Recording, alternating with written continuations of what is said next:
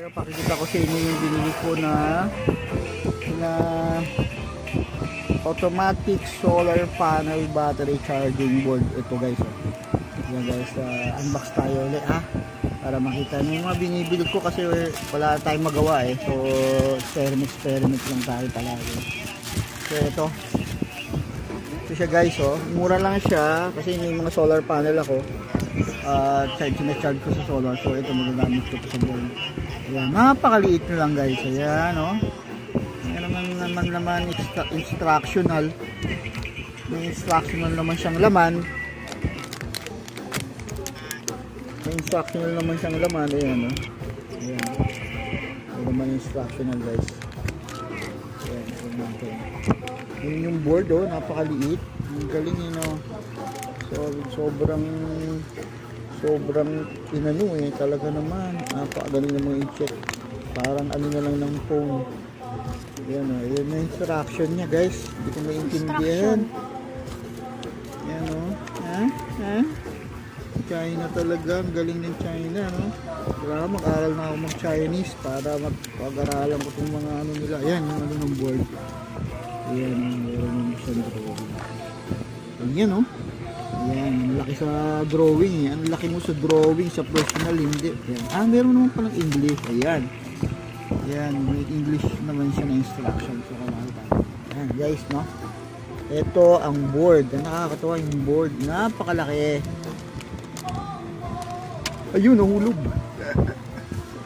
Ayan guys, yun lang yung board ang galing Actually, ang purpose nito guys is automatic salt cut off yan. Light lang pag namatay yung sumara na yung araw kasi solar na. Pag wala ng araw, magka-cut off na ang kanyang charging. Pag bukas, kunyari, sumikat na ng araw ng alas 6, magcha-charge na yung panel.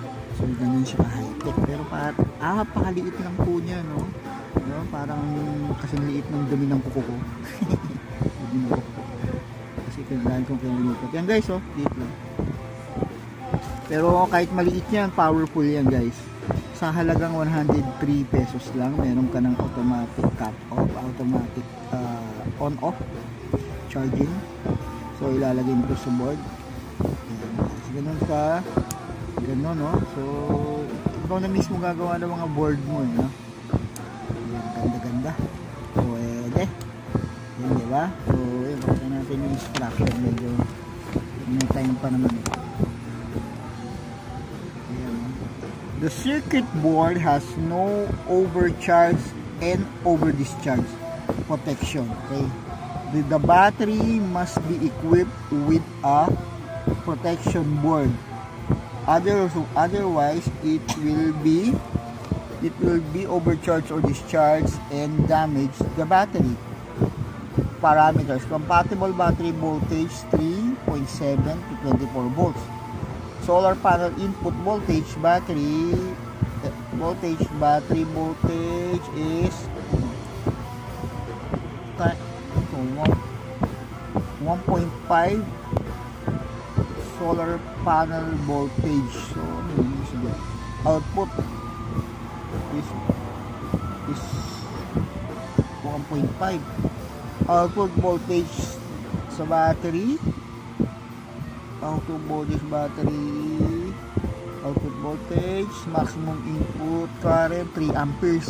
Malakas din 3 amperes. Maximum output is 1.5 amperes. Kaya pa na nakalagay doon 1.5 ang input. Okay, so control mode, light control. Ibig sabihin pag binunik mo to sa solar panel at may araw, magcha-charge siya agad siya. So pag pinunik mo siya, the light is not on during the day. Mamatay na sa ilaw pala, sorry. It will be automatically in the dark. Okay, size 20 solar lamp, solar column lamp yan. Ano pala yun. So ang mangyayari, hindi pala siya sa solar lang pala to guys, mali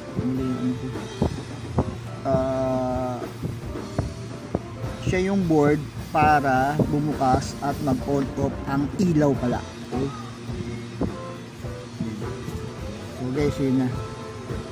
Ayan, ganito lang tayo guys ha. Alright.